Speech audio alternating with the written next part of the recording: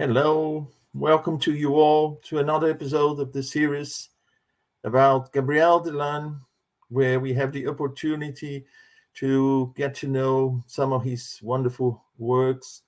And today we have with us our dear friends Rafael Caldas. Hello, Rafael. Hello. Hi, Moni. How are you doing? Not too bad, thanks. Yourself, how are things? Very good, very good. Very excited. Good. We're very happy to have you here with us today, Rafael. Thanks for accepting the invitation. It's very nice to be together talking about this wonderful work My by pleasure. Gabriel Delanne. My So, pleasure. yeah. So, for those who don't know, Rafael was born and raised in Rio de Janeiro in Brazil, and since childhood, he is a member of the Spiritist Center Antonio de Aquino and Leon Denis. So he lives now in the United Kingdom, in London, to be more precise, and he's a very active member of the Spiritist Society of London, SSL, a trustee of the British Union of Spiritist Society, and he's also engaged into different types of work as well. I won't mention here because he's also very much involved in the Spiritist movement in the UK. It would take some time, but we are looking forward to seeing Rafael's presentation. So, Rafael, again, a warm welcome, and I'll hand it over to you. Thank you. I want to say, first of all, thank you to you and thank you to Elsa in the background for the invitation. Um, you mentioned like the being involved in the many activities, initiatives in the UK about spiritism, but in reality, it's just me trying to learn and just sharing my journey with people, right? I'm just trying to investigate and understand as much as possible about spiritism. And I was very happy to receive this invitation. Let me bring my slides here. I was very happy to receive this invitation from both of you because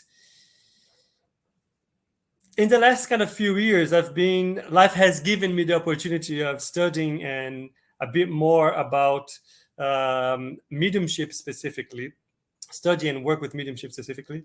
And up to this point, up until this year, I've heard about Gabriel Delanne, but I never really studied his work. So it was very handy to have this opportunity this year. And why do I say that? Gabriel Delanne is like a lot of respect for him. He is such a scientist, let's say, really dedicated a lot of his life to investigating the phenomena, investigating mediumship. And the interesting about his work is that there was always a very strict and heavy, serious and scientific element to everything that he was studying. In this specific book, let me go back to the other one. And so we're going to talk about the materialized apparitions of the living and the dead. So this is a 2 books part literature. The first part he focuses on the apparitions of the living. The second part, apparitions of the dead. And the interesting about this book is that since the beginning, Gabriel Delanne sets the tone of what the book is about.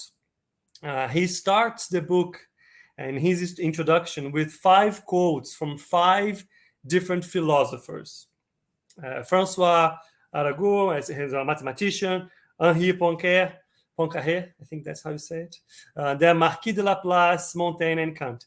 And I brought one of the quotes here from Henri Poincaré. To doubt everything or to believe everything, these are 2 equally convenient solutions, which one and the other exempt us from thinking.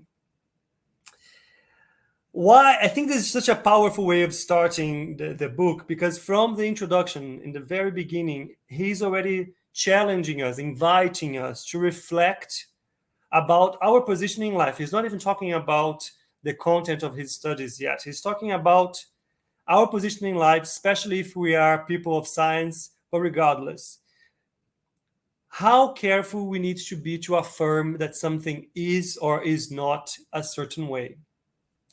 And that is to remind us readers that in any field of research, and I will repeat, any field of research can and should be studied by a scientific method. His ambition with these studies was described in these two books, was to establish that we are not only composed of physical matter that can be studied in the same procedures as those who study matter. And what are those scientific procedures? Experience, experiments, and observation. But one of the problems back then, that to be very honest with you, still remains to this day, is that people are quick to associate these topics to mysticism, to fantasy.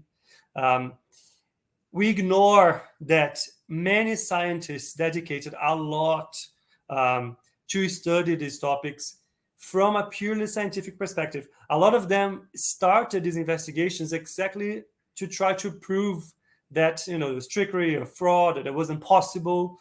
And we see that all of them that truly dedicated time to try to investigate this from a serious and scientific perspective end up changing their minds in the end of the day, because they cannot deny what they saw from a controlled environment in terms of testing. So Gabriel Delanne goes on to say that he is not the pioneer in this subject, and he lists multiple names that came before him. I bring a few names here just for us to kind of place ourselves in time. These are not all cases that he mentions, some of them. Sir William Crookes was a physicist from the Royal Society in the UK, and have Alfred Russel Wallace, a naturalist, also of the Royal Society. Sir Olivier Lodge, another physicist, also in the UK in the Royal Society. I have Lombroso, which is an Italian criminologist that dedicated a lot of experimentation in this area as well in Italy. Richard Hodgson, member of the Society of Physical Research in the USA. Nicolas Camille Framaillon, founder of the Société Astronomique de France. All scientists, as I said before, after dedicating investigating the phenomena for many, many years, found themselves converted at the end of it. One interesting comment I'm going to make here is Sir William Crookes, the first one. He was widely insulted, ridiculed for his studies in this field. He was publicly called mentally deranged, which is something people also jump into, say, oh no, this person lost their plot, right? If they are saying that these things are truly lost their plot. Sir William Crookes went on after his investigation in this field to discover the cathode rays, which paved the way for the X-ray. Just so make sure that we have things in place, that they are not deranged. There were still big references in their fields. Anyways, as much as science is unassailable when it establishes the facts, it is miserably prone to error when it comes to claims that to establish negations. What is the idea behind this book? Delanne explains that there isn't actually any new findings from a spiritualist or a spiritist perspective. But what he does is he does a review in the literature, in all of the investigations that happen around this subject, around the world. So he gets experiments from the US, France, Italy, Germany, UK, Finland, Germany, Russia, all over. And he organizes everything that was already published, describing the phenomena in a logical order. And he brings a lot of examples in details on all of these discoveries. He gives a quick explanation of different types of phenomena, mechanical writing, mediumship trance, clairvoyance, and spirit photography. But then he goes into dive in materialization. But he starts by exploring everything that is done in these sessions. Something that is quite funny to see throughout the whole two books is that he's always going back to how do we make sure that these phenomena that we are seeing in this specific case is not fraud or not hallucination or is not caused by something else? He always brings those elements into the analysis that he makes. But anyways, he starts exploring everything that is done in these sessions that sets it up as a scientific investigation. So the materialization sections, as we call it, we're going to see them in more detail. Usually they have a standard format. So you have a medium is either sitting in front of a table or behind a table, or sometimes next to a cabinet or something we call the cabinet. The cabinet being just an empty space in the room, separated from the rest either by a curtain or doors maybe, usually in a corner. Sometimes there'll be objects on the table or in the cabinet, like a bell or a musical instrument. Once everything is arranged, the mediums enter in trance and the manifestations start. Many things happen when the manifestations start. It can be the movement of curtains, objects levitating, people, body parts appearing, light force moving in the room. And there have been hundreds and hundreds and hundreds of experiments registering the same kind of phenomenon. Now, whenever we talk about these things, for some reason, it automatically inspires an involuntary mistrust. And that's when the Delanne goes in to describe the multiple ways people would make sure that these effects were not a trick or not a fraud. So the medium keep their hands visible on top of the table the whole time, or their hands and legs will be held by assistants or by other investigators. Sometimes they'll be tied to the chair, make sure there was no mechanism that they could control. The rooms themselves, windows, doors would be sealed from inside, make sure no one else entered. During the sessions, the investigators would move around to make sure that there wasn't anything out of place, so nobody entered the room somehow. They would probe the walls, the ceiling, the floor, the cupboard. The other thing that he relied on, this was all around like the second half of 1800s, the participation of people of science that had a respectable reputation to validate those experiments. People that were not related to the medium, people that were not related to anyone else that was involved. But there was an additional issue. All of these sessions, or a lot of them, they had better results when things were in the dark.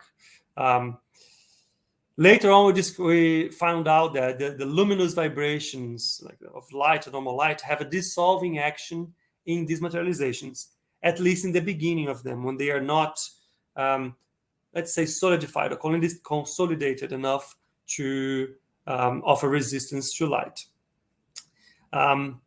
So only after a lot of training, a lot of setup, a lot of multiple experiments and harmonization of the room and medium and so on, you'll be able to get more light into the tests. Anyway, so Delanne starts revisiting the literature, as I said, guiding us through multiple examples. And he starts, first of all, bringing the case of telepathic action. So before he goes in to say, oh, this and this person are just showing up, he starts to look at, is telepathic action a thing? Does it happen? How does it work? So he would see the experiments made by the English Society of Psychic Research, where they ran multiple tests, where one person was in one room, someone else was in a different room, sometimes in a different building, and they had a set of images or ideas that they needed to pass on to this other person in the other room, and the person would register those things, and then they would compare. I have some images here just to bring some of the results that happened from those experiments. So what you see here is just the picture side by side of what was should have been the original one, and what was the image perceived by the person on the other room or on the other building, without any context, without being part of anything. And these started to give us a bit of an indication in terms of there is an element of thought or ideas that are transmitted from one person to another that does not come through light or sound. What is that then? Something that is able to be perceived that is not perceived in our using our physiological senses and organs. He started with the telepathic action because for the first time in science, we were observing this, the action of something without the intermediary of senses. Once this was established, we can exchange influence, act upon people through thought. He moved on to the apparitions. And again, he goes on to look for the multiple cases published about people that had those experiences. The example I'm going to bring here is an example also from the English Society. Let's read together. That's why I know there's a lot of text, but let's read it together. So, about the month of September 1873, my father was then living at 57 Inverness Terrace. I was seated one evening around 8:30 in the large dining room.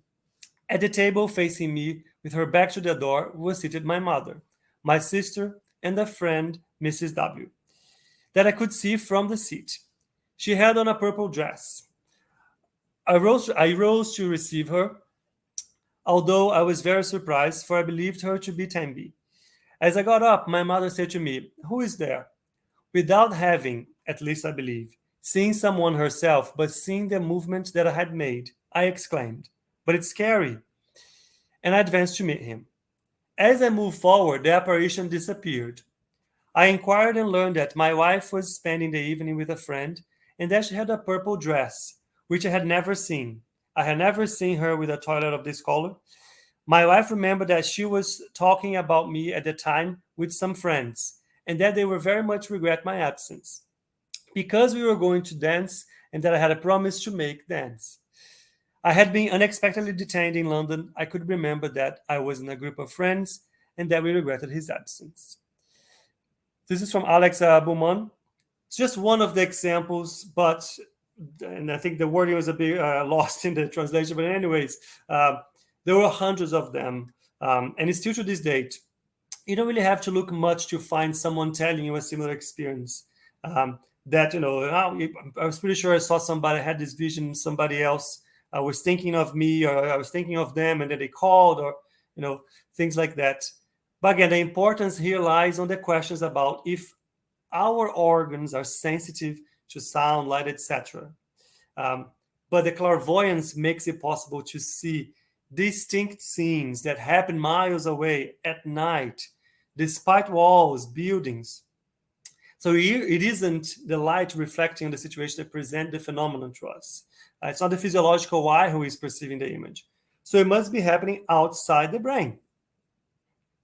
So to explain this, there's either three things. The thought of the agent is sending this image to the other one who is receiving it, or the person who is looking at the image has a clairvoyant eyes that require this extraordinary hyper acuity to see things that are not there. Or third, the receiver's soul is exteriorized and goes to the place perceived during the vision. Now, even though these were new experiments, stories like that, as I said, are not new in human history. Even within the saints, we have encounters that give us examples of things like that. And I brought here another two examples. So the first one, the first paragraph. Let's take a look. The account of the Acts of the Apostles, which mentions the deliverance of St. Peter, makes us note that among the Hebrews, the belief in bicorporeality was accepted by the people. When Peter was delivered from his prison by the angel, and it is not out of place to note here that he himself did not believe what the angel was doing was real, but thought he had a vision. That is, he doubted his senses and assumed to be a victim of a dream. When therefore he was delivered and went and knocked at the door of the house in which many of his friends were assembled, these said, when the maidservant who had been opened assured him that there was there, it is his angel. So they thought it was an outside projection of him. We go to another one, Saint Anthony of Padua.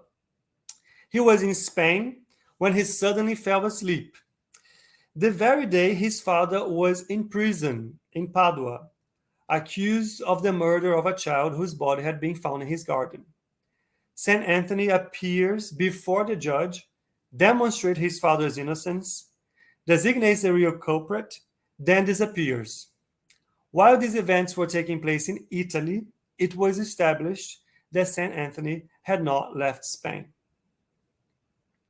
This example of Saint Anthony, again, how do you explain these things?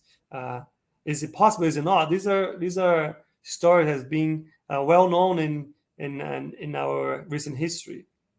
This example of Saint Anthony actually helps us to link to what Delanne moved his studies in. So after he established the existence of these effects, he was pretty much exploring the case of telepathic actions. Again, the perception of the cases were not perceived by people's physical eyes and ears. His next step was move to collective experiences, describing case people have called their double or splitting, and in many cases even against their control. Because if you're talking about a single person having a vision, maybe it's something related to that person having the vision. Now, when we start talking about a collective experience, different questions start to pose themselves. So one of the most interesting cases that he describes is the case of Miss Emily Sagi. That's described in the book Animism and Spiritism by Aksakov. Let's take a look at her case. Right. For about 1 year and a half, one of the mistresses, let me go back to this. 1845, there was a boarding school in Riga, Latvia, today's Latvia, called New Elk. And let's read the story. It was about 1 year and a half, and one of the mistresses that was 32 years old, Miss Emily Sagi, a few weeks after she started, strange things started to happen before the students. When one said to have seen her in such a part of the establishment, another claimed to have met her elsewhere at the same time. One day, Emily Sagi was giving a lesson to 13 of these young girls, including Miss de Gusenbug, and when, to make her demonstration better understood, she was writing the passage to be explained on the blackboard. The pupils suddenly saw, at their great fright, two Sagi girls, one next to the other. They looked exactly alike and made the same gestures. Only the real person had a piece of chalk in his hand and was actually writing, while her double, had none and was content to imitate the movements she made to write. Another day, didn't stop there. Another day when Emily Sagi was giving a lesson to 13 girls. Oh, sorry, that was the same one. The last one is that one day all the 42 pupils were gathered in some room for embroidery work. The room was on the ground floor with 4 glass doors which opened directly into a garden. In the middle of the room there was a large table before which the different classes usually assembled. The residents were all seated in front of the table where they could see the garden. While working, they saw Miss Sagi picking flowers not far from the house. At the upper end of the table stood another mistress, in charge of surveillance. At one point, this lady left, and her armchair remained empty, but only for a short time. For the young girls suddenly saw the form of Miss Sagi there.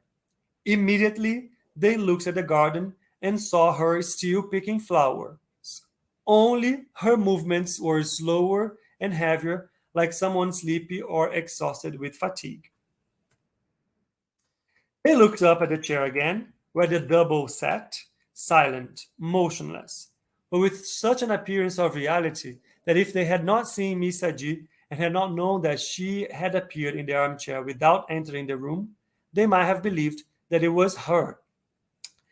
Certain that they were not dealing with a real person, and somewhat accustomed to these strange manifestations, Two of the more daring students approached the armchair and, touching the apparition, thought they met there a comparable resistance to that offered by a light fabric of muslin or crepe.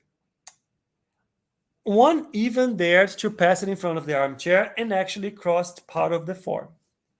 Despite this, it lasted a little longer, then gradually faded away. It was immediately noticed that Miss G had resumed picking her flowers with her usual vivacity. The 42 boarders noticed the phenomenon in the same way. So there's a lot of observations from this case. First, these were shared by 42 different people. Same impression, same testimony. Then we have them interacting with the apparitions and telling us there was some resistance when touching it. So there's a material element to it. Another one, the fact that the agent, Miss Melissa G, seemed weaker, tired, while the phenomenon was happening. This and other cases were spontaneous. Delanne went to look at voluntary appearances, experiments of doubling as well. Because the idea was, if those things are natural phenomena that can happen without the control or the intention of these people, then that must be a natural effect. And if it's a natural effect, can be tested and should be tested in an experiment situation. The other reason for trying to do these experiments was to try to create an idea of causality, right? The question was, could we, without prior agreement between the operators, succeed in influencing a subject to produce a phenomenon? If this was successful, the cause and effect relationship would be there, would be evident. So it would be on a chosen day, specific time, appointed place, where B would see the apparition of A as A wanted it to produce. Up until this point, all of the cases that he had studied, there were three types of phenomena that were classifying those cases. First one was like what we call the veridical hallucination, where the idea, the vision is purely subjective. There was an example that he gave about this gentleman in the United States that he lived in New Jersey but had to go to work in New York, but he was very worried about his wife. He left his wife, which was ill. And when he went to New York, he spent like the weekend, a few days there to work. He was very worried about the wife. So at night, when he was in his hotel room in his underwear, he sat down and was really thinking about her and saw her, saw himself being taken to his house, and saw his wife a bit better, a bit more recovered, laying down, relaxed, make him feel better. A few days later, when he went back to his house, his wife was super upset and super worried about him, because on that same night, on that same time, she had seen him. She has seen him walking into the house, into her bedroom. He was not dressed in the same way. He was dressed in normal clothes. He wasn't in his underwear. But she was sure that because of how vivid the experience was, something was wrong with him. Maybe he even had passed. Which goes back to in the initial images that I showed, that when we were talking about the telepathic experiments, when the images that were received were not quite the same as the images that were being sent. But again, there's a telepathic influence of thought there. That's the veridical hallucinations, as they call it. The second one is the telepathic apparitions. So these ways, like momentary clairvoyance. In that specific case, the person who is receiving the image for a certain moment kind of goes out of their body, maybe is transported into the situation that's happening, and is able to see clearly what's happening with the details of the clothes that the image is wearing, issues in their body, and things like that. And the third one is objective appearance. That's when there is an objective, almost tangible, if not tangible, visible to everyone, materialized, where you can perceive the vision because the light is reflecting upon them and is being registered with our physical eyes. Right. Let's go to the examples of those doubles. This is the third one, right? Through the whole book, one thing that caught my attention is that whenever Delanne was talking about these investigations, he was again always alluding to them not as absolute truth. They're always thinking the term, being careful about saying that this experiment suggests, the evidence leads to believe, was close to the truth. But in any ways, there was always an element that was being perceived related to the existence of this other astral body that was being used to for the images for the people to show themselves and present themselves. Even further, these experiments, they give proof of the materiality of the apparitions, because there are many cases where they can open a door, they can carry an object, they can speak, they can write. So the experiments go on to prove that in those cases, we don't have the telepathic theory. The agent is making an impression on the mind of the receptor. Does not make an impression on the mind of the receptor.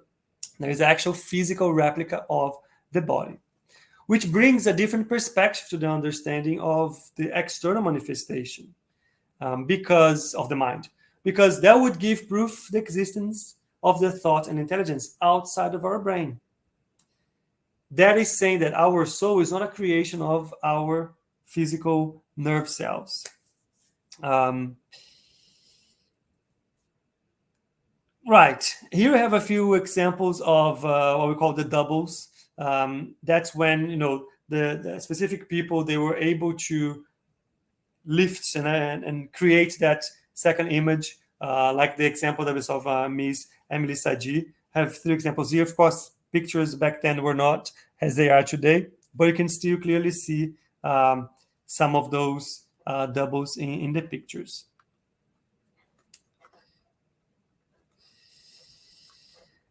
All right. One medium that participated in various experiments about doubling or splitting was Eusapia Palladino.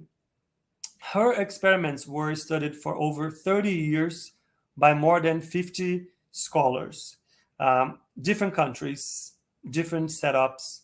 A lot of them used her to run experiments where she could create casts in clay. There was even a specific case where there's an account describing that the investigators that were present were holding the medium back where she was in a corner of the room, and the casting area was in a completely opposite, that she could never go there. But even with all of that, even though she was there motionless and inert, the casts were created to her image in terms of face, hands, and so on. I think I have some pictures here as well. So we have that's a picture of her, and have 2 of the casts that she created of herself in those cases. We're going to see that actually there was another experience with her. You see below her face, and the other one was her hands. Anyway, so there's a lot of different examples that Delanne brought to us about these apparitions of the living. And he concludes this book 1 pretty much talking about what can be causes of false appearance. And he says, look, it can be illusion. That's when your body, your brain will not be functioning well. Sometimes if half asleep, if you're in between sleeping and waking up, and you see, forms in the curtain or in the shades. Second one is pathological hallucinations. That's caused by something physical, like an overstrain, a heart condition that might affect your brain. Suggested hallucination can be during hypnosis, or maybe even auto-suggested. And the fourth one, the normal hallucinations, that's work when you are overexcited, or right after you wake up and you remember something you dreamed of, things like that. But then he goes on to describe cause of real appearances. Again, not to say that every single time that there's an appearance is necessarily real or not. And that's how he concludes his theory, that this is not takes away that there are false impressions, but there are real appearances. And those ones are, odd ghosts. And what does it mean by that? Is just a physical and involuntary emanation from the subject, from the person. Clairvoyant apparition. Again, the subject sees a distant person or a scene by clairvoyance. The third one is half materialized apparition. That's when the apparition presents real characteristics unknown to the seer, like wounds, details of clothing. The apparition is visible simultaneously or successively to several people.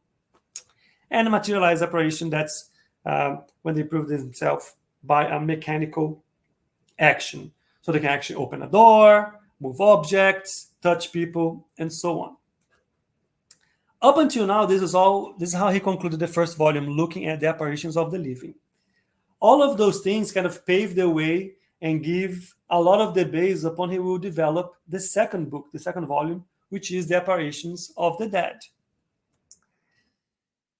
Apparitions of the Dead, I think I will list here how to make sure, again, he always goes back to how do I prove that everything that I'm seeing is not a hallucination. So here I have a few lists of things like the appearance has a scratch on the cheek. So those are details of cases that he goes through that will give us an indication that people are not just hallucinating, because it will be a chance of 1 in I don't know how many, almost statistically impossible to know those things. The first case, there was a mother, there was a mother and a son, and let me remember this actually.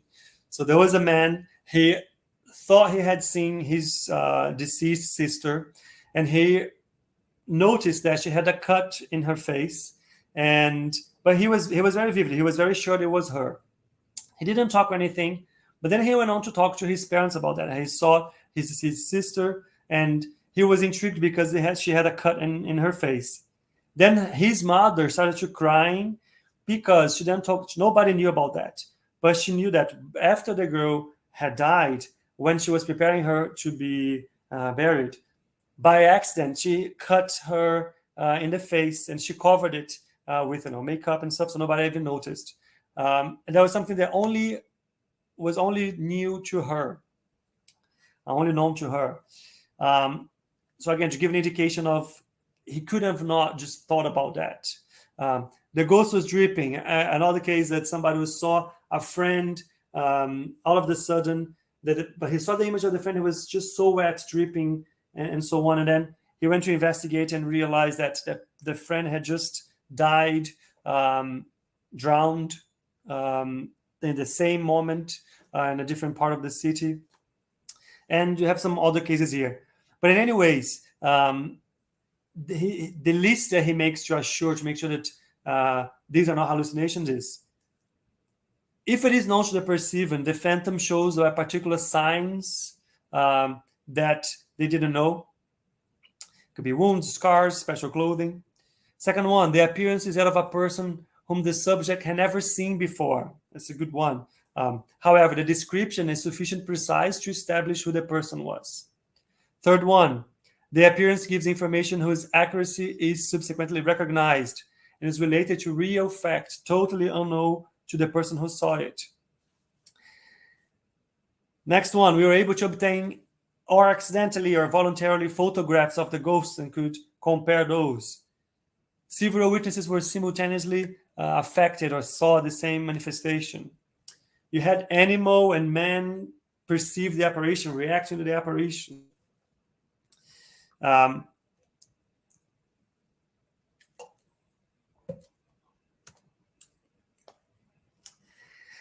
Then here we have another case, because once we start talking about, we saw in the first book, it was possible for a living person to create this doubling, to project this image, then people would say, well, if this is true and a person can create this doubling, then everything that's happening around that medium is a creation of their own medium. Their own medium is creating their doubling. It's just their astral body, and so on. And that's when we started the discussion about the origin of visible forms. Now,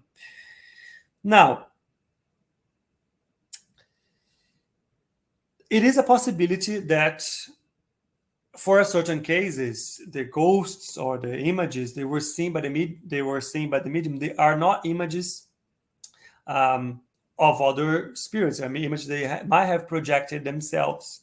It is a possibility. However, as you go to investigate the examples again, you realize that all of these other items we were talking about in terms of the stories, the characteristics, the how they checked that these people are actually real and they went through specific experiences that the mediums they don't know. So we started to go into the validation of the checks behind those apparitions. That would give credit that those were not a creation of the medium. I have a case here. That's the images I brought. Is the portrait of Mrs. Bonner. So what happened was that this is in Boston. There was a specific medium that he was doing a seance in his house, and there was an appearance. He was trying to get pictures of the apparitions of spirits. And in one of the sessions, he took a picture and he finally got one. That's the picture on the left. But he did not recognize this person. He did not know who they were. But he received a message saying that this was the name of the person was Mrs. Bonner. He started to talk to people to understand if anybody around his circle knew anybody. And then he met somebody who had heard about him, met Mr. Bonner from Georgia in a few weeks. A few weeks that had passed. Then this person got in contact with this Mr. Bonner from Georgia, sent his information to him, and then the Mr. Bonner from Georgia actually contacted the medium and said, "Okay, my wife has passed," and he brought a picture of her, and that's the picture here in the middle. So you can start to see like the similarities between the image they had in the left and the picture in the middle. The husband, while he was in Boston, what he said was he knew that the wife wanted to give him a message based on the apparition. Then he wrote to another medium, separate one, a very long letter with specific questions directed at his wife. This other medium called Dr. Flint, he was used to receive letters for deceased people, and he would receive answers and then give to people. Mr. Bonner, the widow husband, received an answer with the detailed instructions to go to the mediums of the photography again on a specific day, that she would appear in a picture with him, holding a wreath of flowers, wearing the hidden in her head, and the other hand would be pointing to the sky. He did the same. He went to the photograph medium again, and everything happened as was described in this other letter from a different medium, had nothing to do with this, about that situation that day. In all the examples, before, during, or after death, the phenomena present such analogies that they must be considered as being of the same order. They show themselves under the same aspect, they have identical characteristics, they act in the same way, either by clairvoyance or optically. So, logically, we need to attribute them to the same cause, which is the extracorporeal action of the human soul. Munir, and you know you're going to kill me, but I'm going to try to rush to the end, and we can have some time to have some conversation. In the same way that Delanne, it's all right. I'm going to power through. It's just the books are just so long, but it's just so many examples. It's really interesting. Anyways, in the same way that Delanne structured his volume 1, volume 2 also organized voluntary experiments after these involuntary apparitions. And he described multiple experiments. And I bring another case here. That is the hands that appear during session. They happen in Committee of the Dialectical Society by Mr. Benjamin Coleman. So let me read here for you. Mr. Holm, who was in our midst, expressed the opinion that we should hold a seance because he said he had a presentiment that something remarkable was going to happen. He had played with children in the garden, had braided a crown of flowers, and he put him in his head. Then they went to the living room, and the living room was the same level as the garden. He got moved around the books, carpet, and so on, the central table. And there was the table that could be 7 people. The 7 people occupied the quarters, 3/4 of the table, leaving 3/4 towards the window. The moon gave enough light to allow us to see each other, as well as the objects placed between us and the window. I asked Mr. Holm to place his 2 hands on mine, which he did, and I continued to hold them during the whole course of the session. After a series of ordinary phenomena, Mr. Holm suddenly exclaimed, "Look, they're taking the crown off my head." We all saw the crown floating gently around us without anything supporting it. It came above me. I seized it and placed it on my head. For several weeks, it remained in my possession. The table gradually rose in the air. Soon we were all obliged to stand, and as it continued to rise until it touched the ceiling, it found itself beyond the reach of all of us, except me, who was the tallest of all. It then descended gently and resumed its original place, making no more noise than the fall of a snowflake. A bell was placed on the table, and the hand and arm of a female proportion seemed to rise from the light end of the table, move towards the bell, pick it up, wave it, and then remove it from view. A moment later, I felt a hand land on my knee. I put my hand in there, and I received the bell, which I replaced on the table. I then asked if to be allowed to touch the hand. I advanced my quite open under the table, and I felt a gentlewoman's hand resting on it, which then withdrew slowly. As we were all able to see and remark, the arm was draped in a kind of gauze sleeve, through which the shape showed distinctly. 3 of 4 people in the company wore rings on their fingers. One of them said, "Someone just took the ring off my finger." Another said, "Mine too," and the 4th rings were thus removed. Immediately, a hand showed itself, presenting the 4 rings on its fingers. Then it disappeared, and the rings were thrown on the table. Again, in the same seance, there was different people, different backgrounds, not necessarily dedicated to these studies, and you described all of the same effects at the same time. I'm not going to read through all of this, but there was a specific session organized in Milan. So all of these experiments and investigations were happening all over Europe. And they organized a specific session. They brought mediums and investigators in Italy. And they organized 17 sessions by Azakov.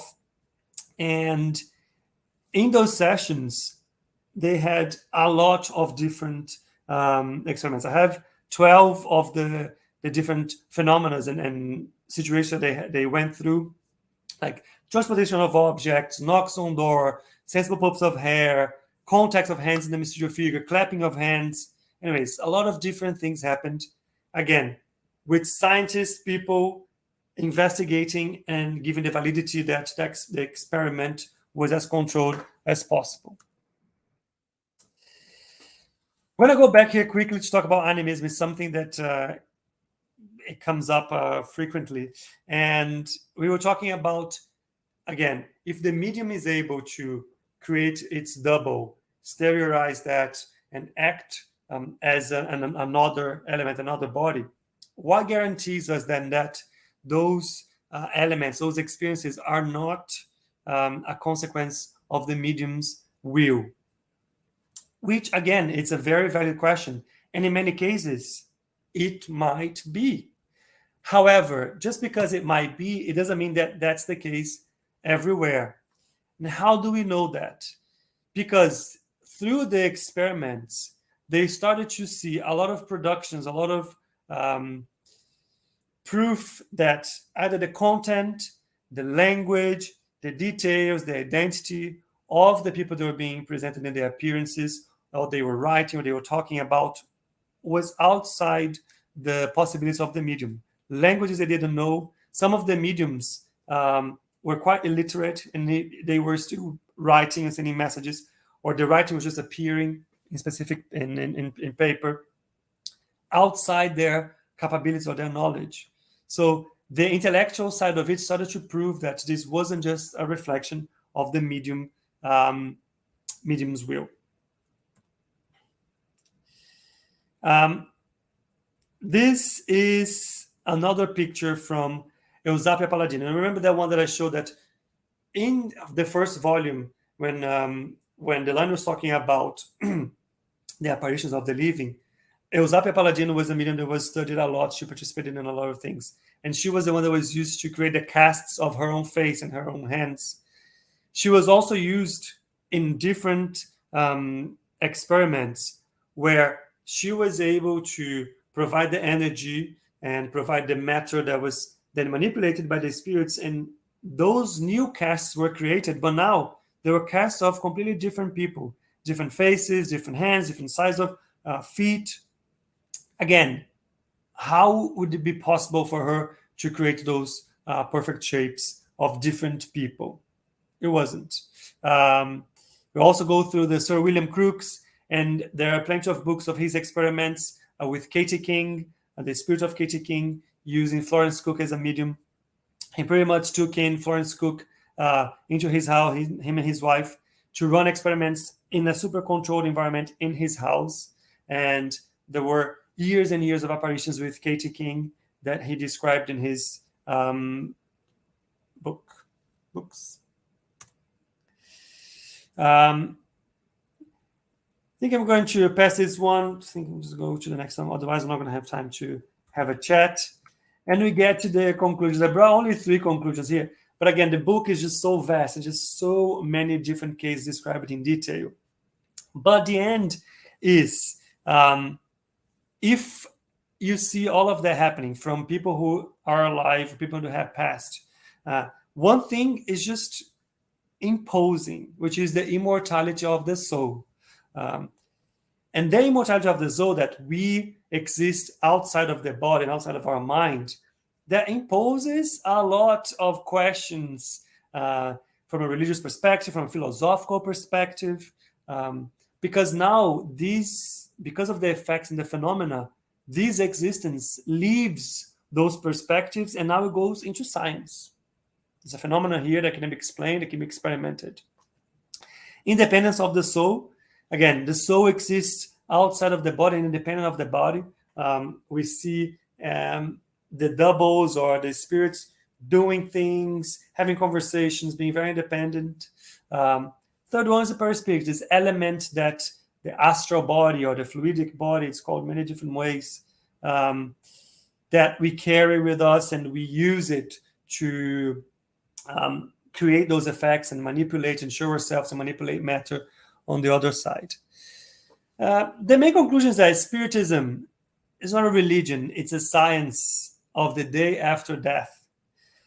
And the scientific value of it, the fruitful scientific value of it, it's not just about understanding how things work on the other side, but there's a moral and social consequence as well. Because once we accept and we understand all of these things, then the next step is, how should that affect the way I live my life?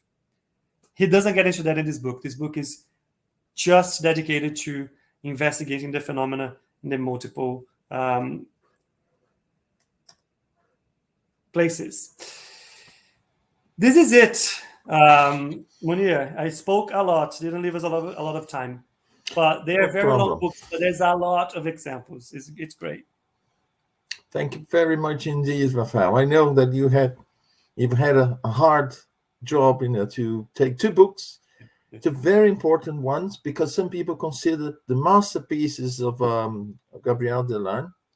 And why do I say that? Because we have the work by Allan Kardec, information brought by spirits. But we could say that Kardec was more just like the theoretical physicists. right? Theory explains the laws, bringing some example, but the experimental spiritist, in my view, was Gabriel Delanne, because he used the scientific methods to go through all the phenomena related to, the apparitions, in this case, living and dead. And he showed us in a very scientific, methodological way. And it's not very common to see that, because we find books where people talk about the apparitions.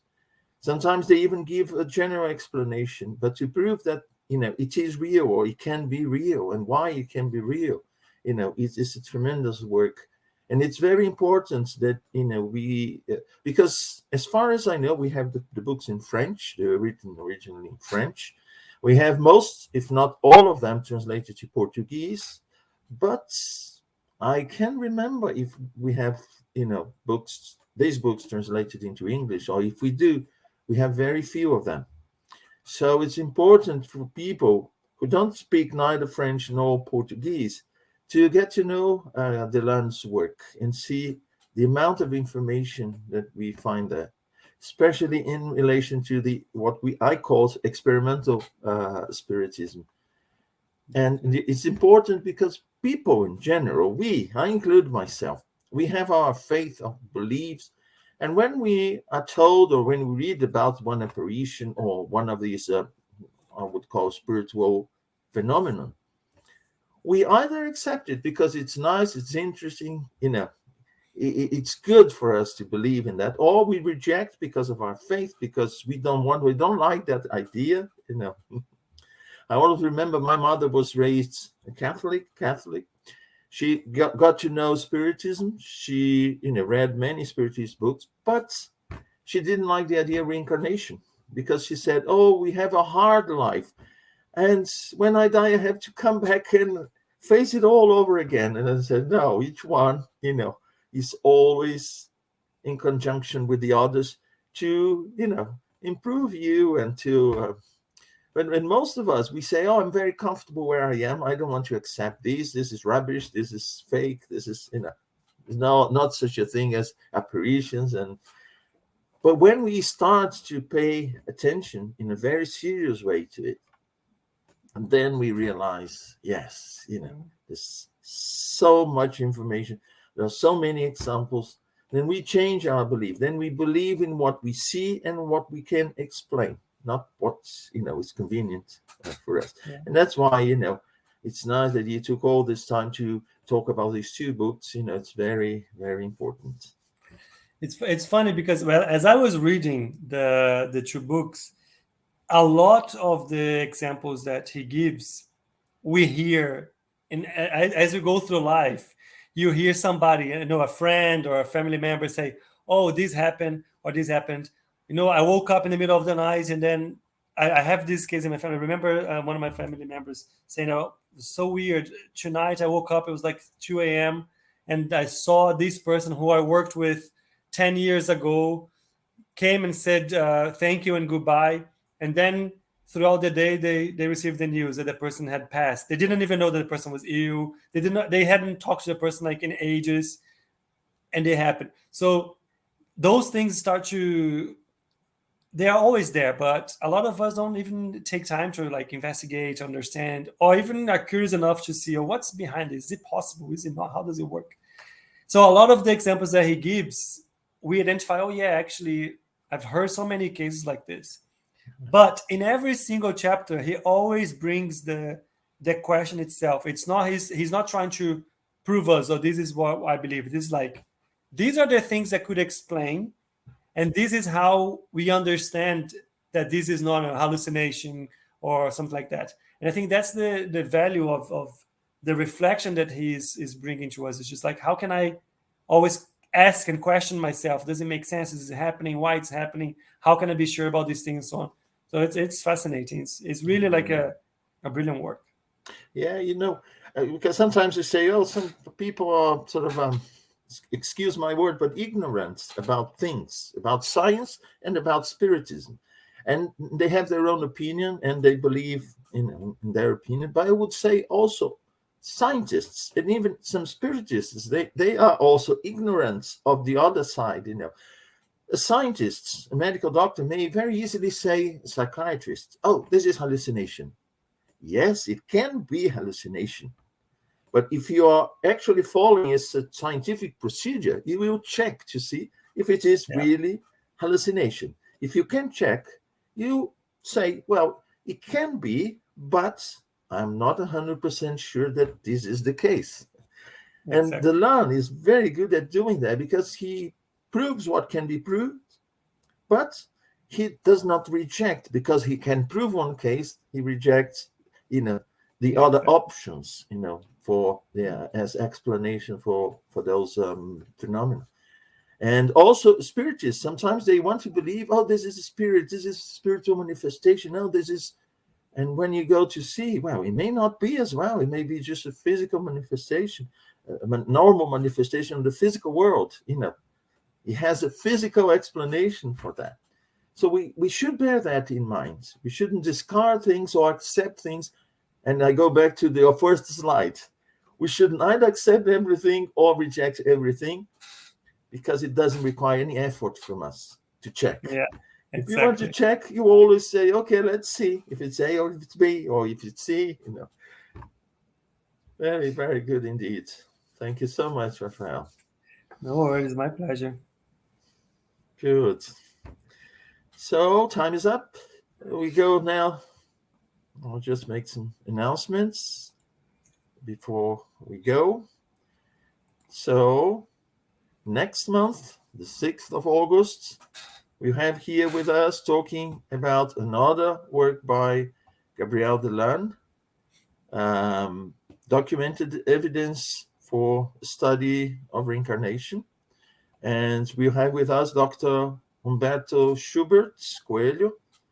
So he'll be with us talking about another masterpiece, I would say, by Gabriel Delanne. And just a quick reminder that we have on Wednesdays our study group. It's an online study group. We study Heaven and Hell and the Gospel According to Spiritism. These two books by Allan Kardec. It's every Wednesday, 12 p.m. Lunchtime, 12 noon, UK time, London time. So if you are in another country, just check your local time. So you're most welcome to join us.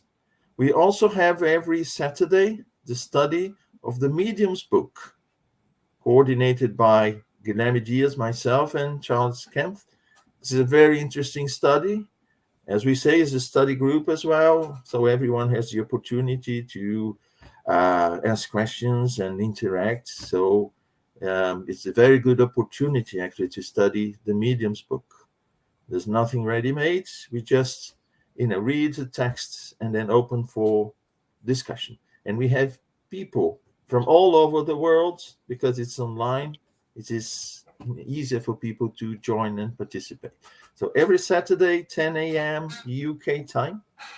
So you're also most welcome to join us. And finally, we want to thank Kardec Radio for lending us the studio. Without their wonderful help, this program wouldn't be possible, not in this way. So thank you very much to Kardec Radio. So that was it. I hope to see you all next month, first Sunday of the month. And so for the moment, goodbye. See you all in a month's time. And thank you so much, Rafael. Thank you, Munir. Bye-bye, everyone. Bye-bye.